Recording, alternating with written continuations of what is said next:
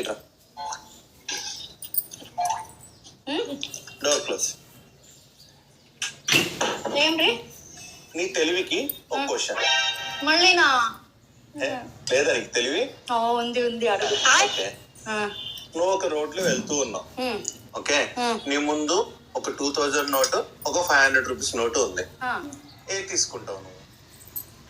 500 కన్నా 2000 పెద్దది కాబట్టి 2000 రూపీస్ నోటే తీసుకుంటాను నేను. తెలివి ఉందా నీకు? అసలు 2000 రూపీస్ నోట్ చెల్లుతుందా ఇప్పుడు? ఓకే, నీ తెలివికి ఇంకొక ఛాన్స్. ప్రూవ్ చేసుకుంటావా? అదే రోడ్ లో ఇంకొంచెం ముందుకు పోతే 500 రూపీస్ నోటు, 200 రూపీస్ నోటు దొరికింది నీకు. ఏది తీసుకుంటావు?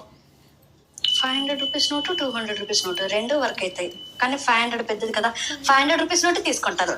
తిక్కల్దానా, 500, 200 రెండు చెల్లుతాయి కదా, రెండు తీసుకోవచ్చు కదా.